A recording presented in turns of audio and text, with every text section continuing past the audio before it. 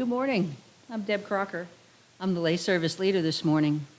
We welcome you to the Unitarian Universalist Congregation of Tuscaloosa, a covenantal community founded on love and a common devotion to our free faith. We recognize all the earth as sacred ground, and we welcome each other into this space. We especially welcome those of you who are visiting with us this morning. We are so glad that you are here. We invite you to fill out the yellow visitor sheet, which is in the foyer. And when we pass the offering plate around, we invite you to just pass it by because we'll be all supporting our church, and maybe someday you can come to support the church too. We've been doing announcements at the end of the service, which is a little different for us. But I would ask now, in order to cultivate an environment of peace in ourselves and our sanctuary, I invite you to unplug for the next hour. Put your phone in silent mode or turn it off or airplane mode as you will. And at this point, the prelude will prepare us for the service.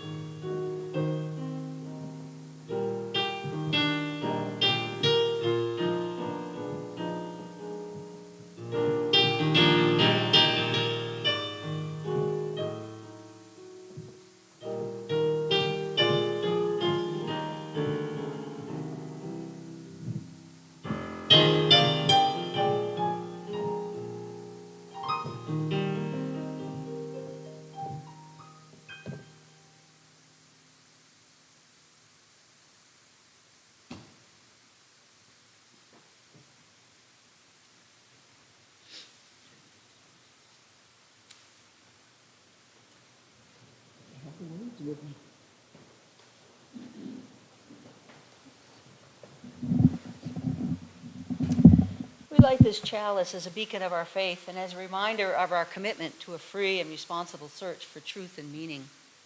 We worship today by celebrating that which is sacred to us individually and collectively.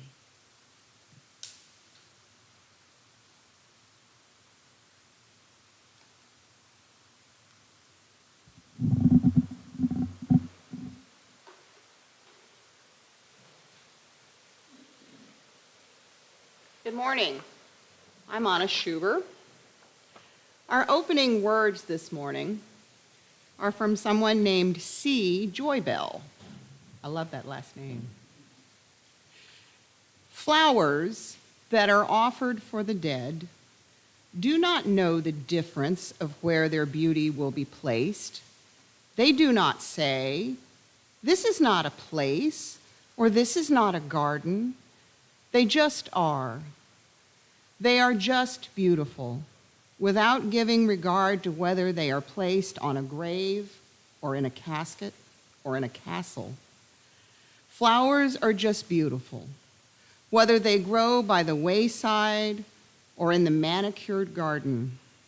If we were all like flowers, then we would all be beautiful, with no regards to why or how. We just are. We just are beautiful. Our opening hymn this morning, is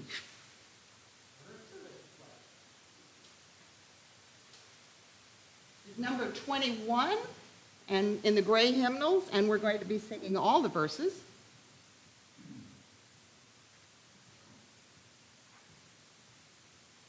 So if you will stand or sit at your pleasure, and let us sing for the beauty of the earth.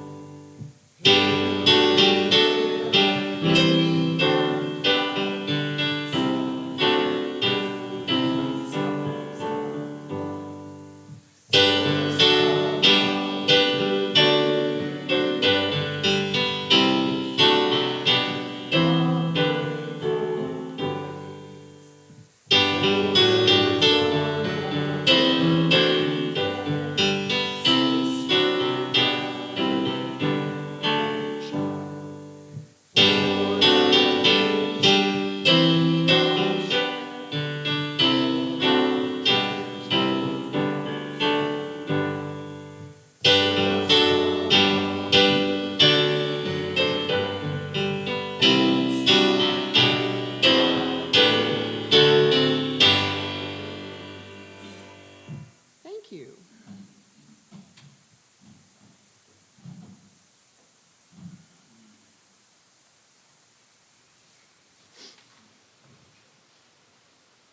When we gather in loving community, we remember that we do not travel this earth alone. We share our lives as we light candles and hold each other in meditative thought. We invite you to come forward now and light a candle from the common flame. You may do so in silence or speak loudly. You may give your name and briefly share a milestone from your life. Please come.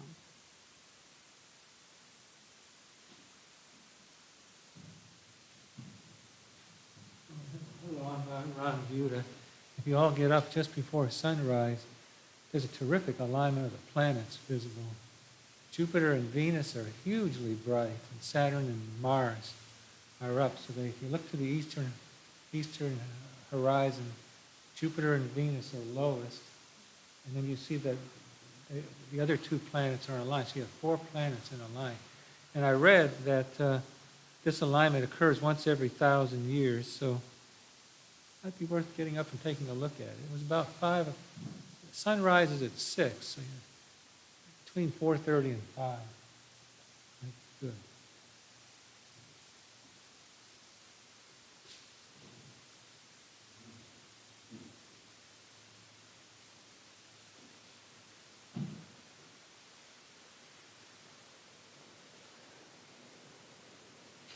I'm Ed Stevenson. This is in memory of an old friend, a university colleague, but in a different department. But mostly I knew him as a basketball player and golfer, Stan Jones, who died 2 weeks ago.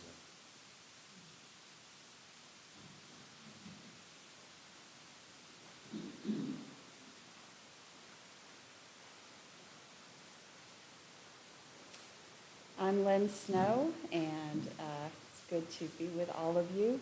I was in Texas last week, had visited Houston and then Austin, and it reminded me that the Houston Zen Center that I'm a member of began in the Houston Unitarian Church, and that's actually when I first started sitting with them. So I'd never heard of Unitarians before I looked up who I could meditate with in Houston and found this little group that was meditating at the Houston Unitarian Church, and sat with them for many months, and eventually they grew into their own center, and now we have this nice Zen group that is part of our Unitarian Church, and so I was just feeling so grateful for all the communities that I get to be a part of, including this one.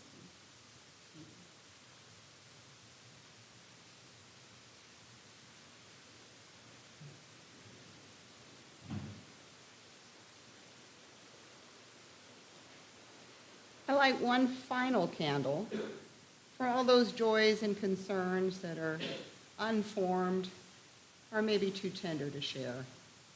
We are with you.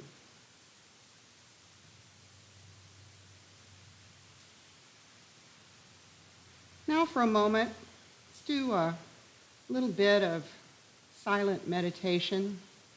If you'd like, you can close your eyes, put your feet on the floor. Breathe in.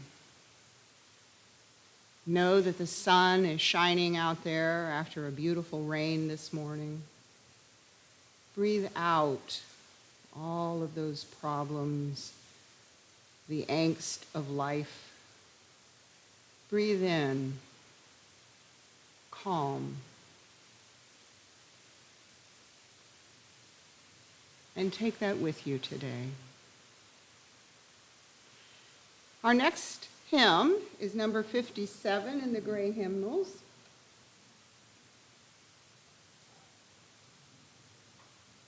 And we can sit for this one in lieu of Peter having his foot in angst at the moment. So number 57.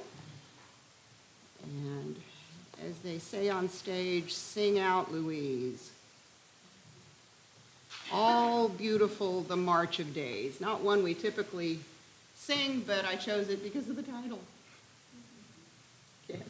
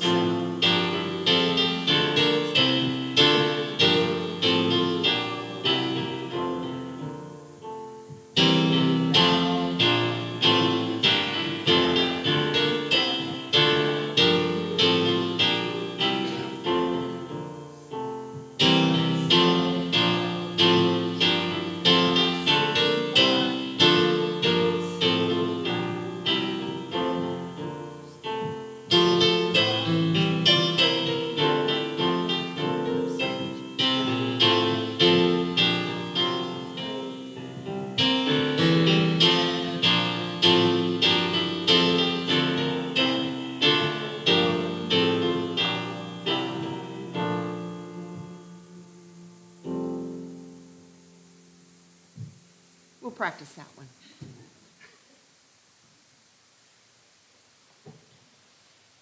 I know we don't have children here this morning, but we're all children at heart. And I have a huge collection of children's stories, so you get to hear one anyway. This one is called I Give You the World by Stacy McCleary.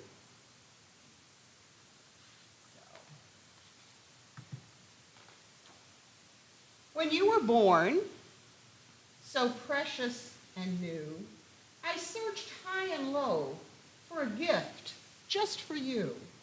I searched through the day. I searched through the night till I came across this one. I think it's just right. I give you the world and everything in it. Come, let me show you. It will take just a minute.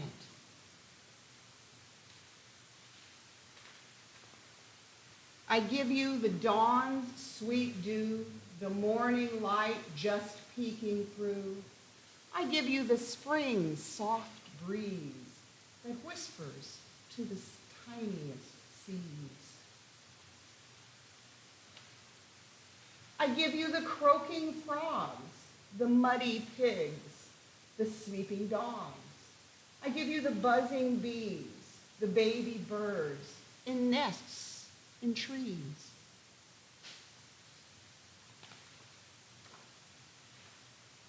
The dolphins dancing just for you, the whales that sing through the ocean blue. I give you the sun's warm glow, the summer rain.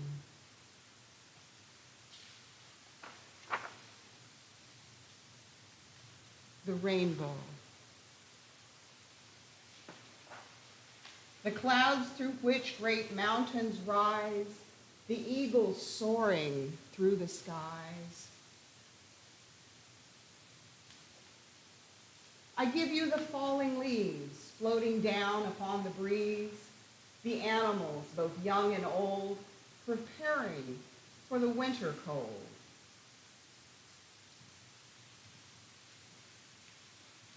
I give you the timid doe, stepping through the fallen snow. I give you the day that's done, the fading light, the sinking sun.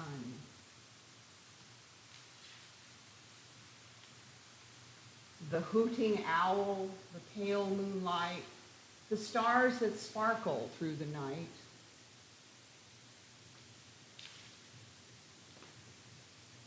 May my gift is each and everything, each autumn day and each new spring, the winter's chill, the summer's laughter, every season ever after, the wonder, the beauty, the magic unfurled. This is all for you.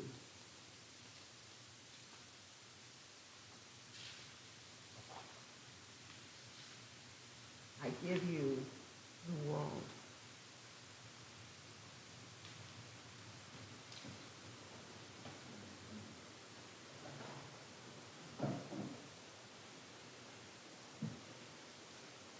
Out of gratitude for all that we have been given and all we have now, we share our resources because we love and trust each other, and because this church enriches our lives and empowers us to make our world better.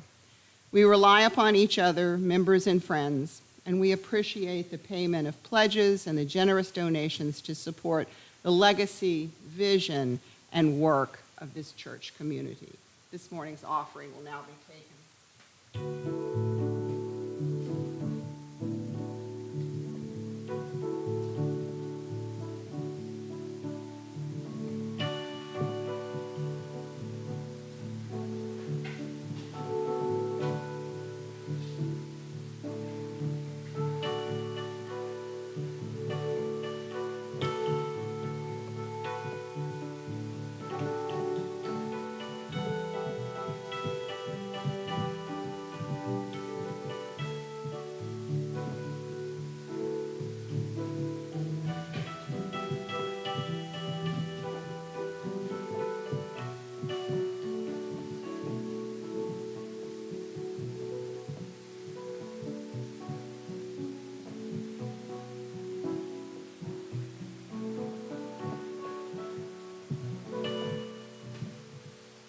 By the work of our hands and the intentions of our hearts, our love is made real.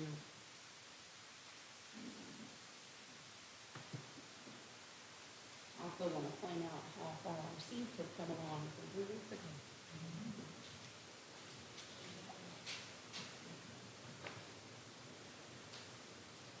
Well, good morning again. Our sermon title this morning, my sermon, I don't even want to call it a sermon. It's called Finding Beauty.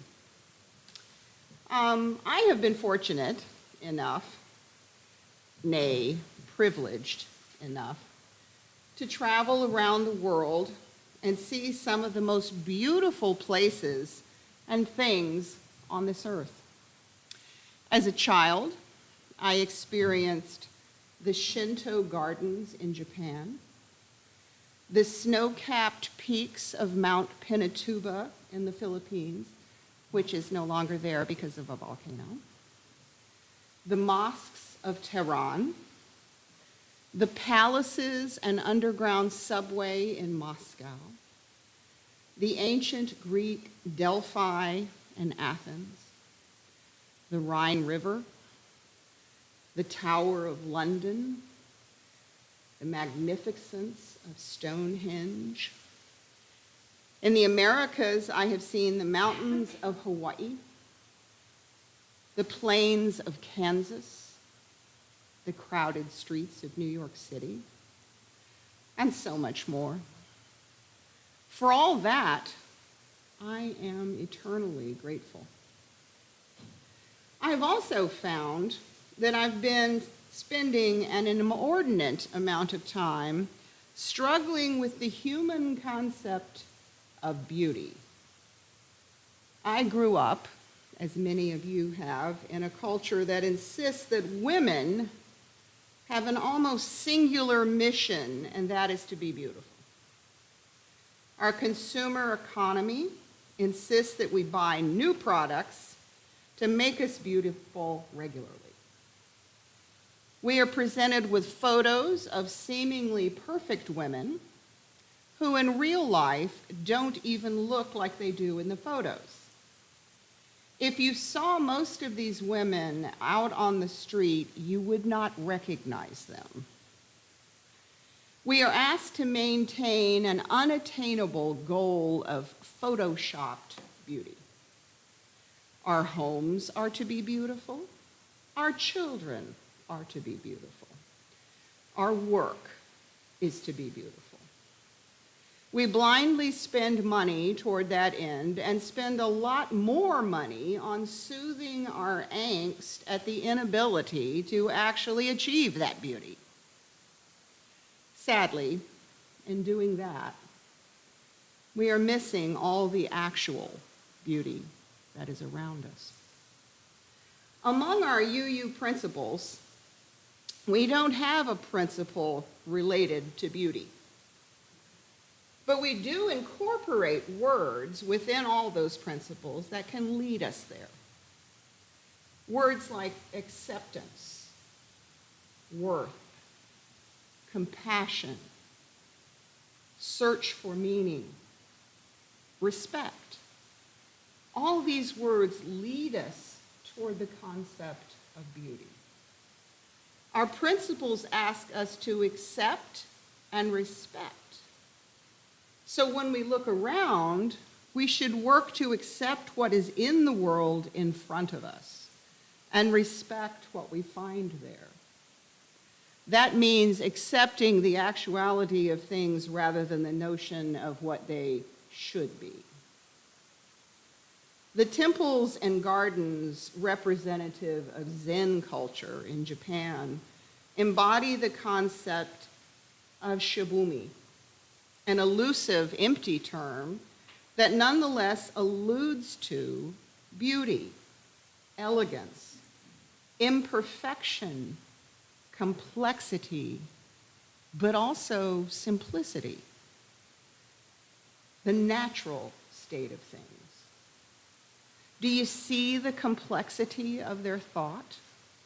They ask us to accept complexity and simplicity at the same time. That, my friends, is something that our American culture finds hard to come to terms with. Beauty standards around the world are different. In Indonesia, some women file their teeth or elongate their earlobes. In Kenya, women have a buzz-cut hairdo. I've often thought of joining them. They also do scarification on their faces. In Thailand, some women have rings around their neck to make their necks look elongated.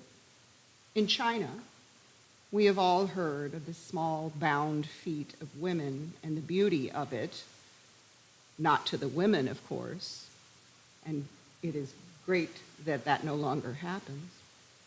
In France, women are encouraged to not wear makeup and to look natural. In Mauritania, women are encouraged to eat a lot because skinny women are not considered beautiful. I should go there. In Ethiopia, women are encouraged to go through some scarification. In New Zealand, there is a practice of face tattooing. And in the Middle East, beauty is in what you can't see, as often women are wearing veils. Beyond what we expect of women in our culture, there is also the worry about what is art and what is beautiful when it comes to art.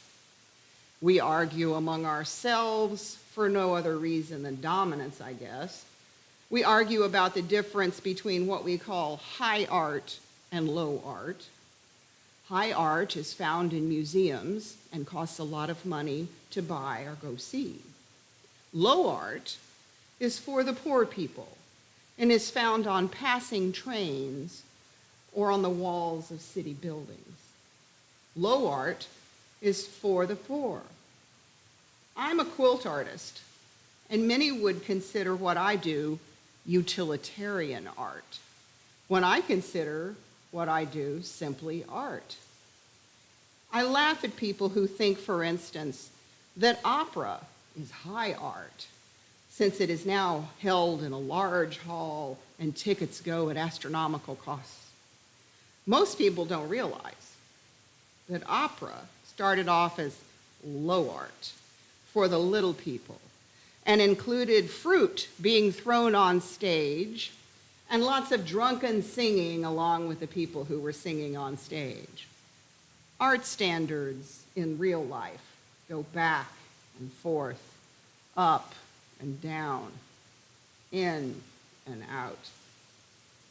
When I was traveling around the world, moving every 9 months, we had a small trunk that was ours, and everything we had in terms of possessions had to fit in that trunk. What we had to be small because there wasn't much room in that trunk. I now have a spider crawling across my sermon. It's beautiful. I've placed some of these on the table in front of me, in front of that basket. I encourage you to come look at them later. These are some of the items that I have carried around the world with me tomorrow for 67 years. A seashell from some beach I encountered. I don't remember the exact beach, but every time I see that shell, it immediately reminds me of how much I love the water, how exciting, calming, and scary that water can be, and how much I'm rejuvenated whenever I experience the ocean. There's a small minahuni with a surfboard made of lava. I got that in Hawaii. And the fabled small character reminds me of the fun I had there as a child in Hawaii, running the fields and beaches. I close my eyes and see the mountains, the fields of sugar cane and pineapple. I can smell the guavas and bananas that grew in my yard and see all the colors of the plants planted around my house.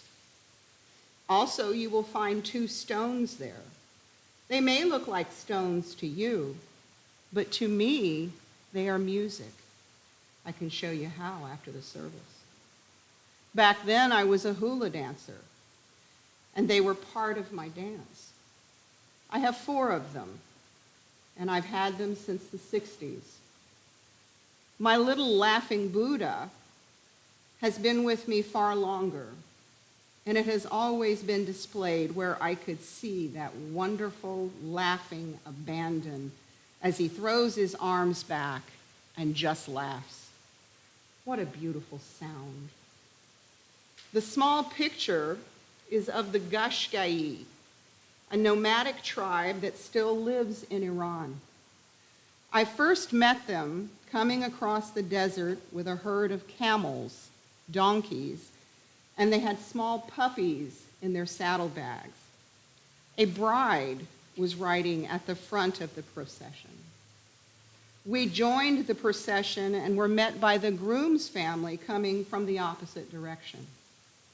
The wedding was amazing, with food and dance and drink and singing. That picture hangs in my sewing room, and I'm transported right back to that day in the sun on the sands of the Iranian desert. There's also lapis lazuli earrings, which I decided to wear. These are from a town in South Iran called Persepolis. Some people call it, well, in Iranian, it's called Taki Jamshid. It's an ancient ruin, and I would say it's probably more magnificent than the Acropolis in Athens. The little statue of Anubis there is from the London Museum of History. The only artifact I brought back from my trip to England. When my friend who accompanied me to England asked me, "Is that all you're going to take?" I said, "Yes. It has to fit in my trunk." He now sits beside my computer. There's also sadness in that basket. The small troll doll you see is from the 1960s. I have 3, but this one is very special. It was part of a troll family I got in the early 60s when I was visiting with my grandmother in Birmingham, and she was trying to learn how to drive. She had been one of those women whose husband drove everywhere, and he had died, and so it was finally her chance to get out there and learn how to drive. She'd taken the test 8 times, and she was headed out the door to give it one more shot. I gave her one of my troll dolls for good luck. She took the test and passed it. And for 40 years, she carried that troll doll in her purse. Its orange hair is matted, but still beautiful to me. When she died, the troll doll came back to me, and I took one of the others I had, the one with purple hair, and I put it in her pocket in the casket so she could have good luck going forward. Besides, she'd had one for 40 years, and she couldn't just leave without one. Since she died, I think of her often. I don't often think of just the troll doll. I think about her hands, her gnarled, wrinkled, always stained hands. Those beautiful hands are what I think of. I used to love to hold her hands and trace the scars and the wrinkles and ask her about each one, and she would tell me how she got them. I told her once that her hands were beautiful, and she said, "No, they're not. I'm old." And I told her that's why they were beautiful. I love hands. I don't often look at faces much, but I always look at people's hands. The last item there in front of the basket is a statue of a cow with quilts on it. It is a damaged cow. He used to be in my sewing room in the old house on Forest Drive, the house before the tornado. He was found after the tornado under a lot of stuff, and one of his horns is broken off. A friend offered to buy me a new one, and I said no. I wanted him. I've always loved cows since raising them in Missouri, and of course I love quilts. And he and I had both survived the tornado, and he was still incredibly beautiful to me, so he stayed. He's back in my quilting room, just above my sewing machine, and I look at him often. Yes, he reminds me of the tornado, but more than that, he reminds me of how we both survived, and that is beautiful. Most of you know my son, Jacob. Many years ago, around Christmas time, I did a sermon about him and his speech impediment during his early years before kindergarten, and how he couldn't say many of the words we find easy to say. He taught Amanda and I what beautiful was really all about. He could only say it his way. He would inhale with a huge breath, and then, with all the gusto he could muster, he would point at whatever he was looking at and say, "Beach ball." We at first didn't understand. And then when you saw his face and followed his finger, his pointing finger, you too would see what was beach ball. and you understood. In our house, that's how we say beautiful. We all live with brokenness, and we want desperately to fix it because that's what our culture tells us we must do. We must fix it, replace it, somehow return it to the beauty that was there before the breaking moment. But we can't.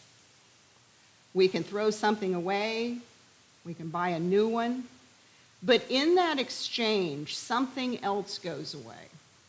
Something is lost.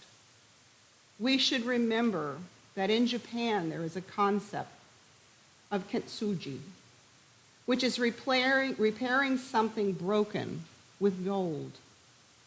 No, we can't afford to repair all that is broken with gold. But we can remember that it is in a broken state and that even then there is still beauty. It is newly beautiful. And with it you see the memories of what was before. We shouldn't throw away things or people that are broken. People who are not perfect or what we conventionally think of as less than beautiful. We should cherish the new state and see the new beauty beyond the broken. Personal beauty? I believe personal beauty is about confidence.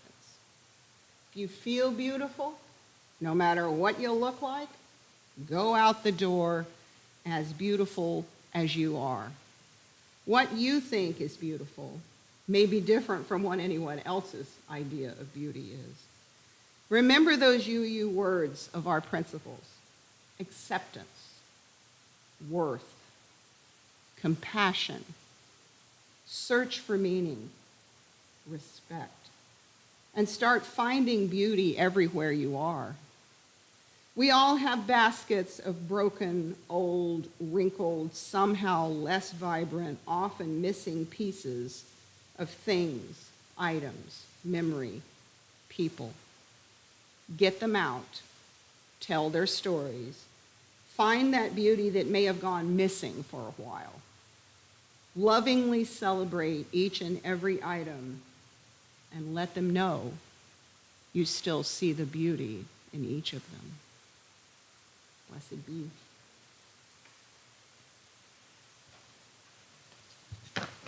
Our closing hymn is number 12.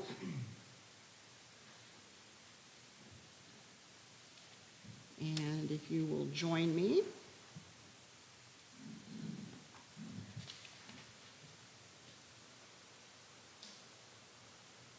Once again, not a song we sing often, but hey.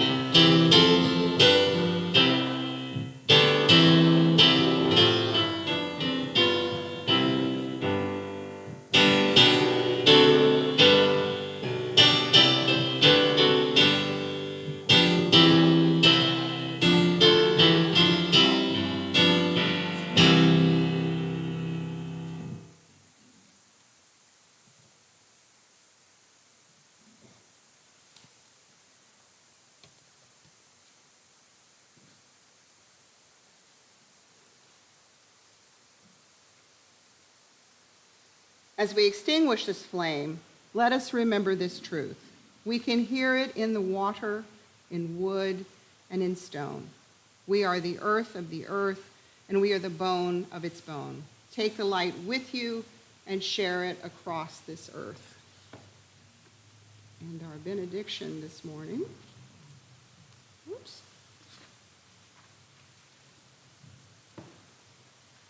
Come into the circle of love and justice. Come into the community of mercy, holiness, and health.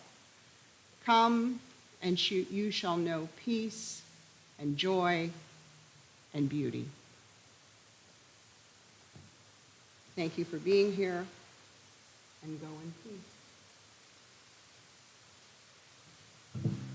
peace.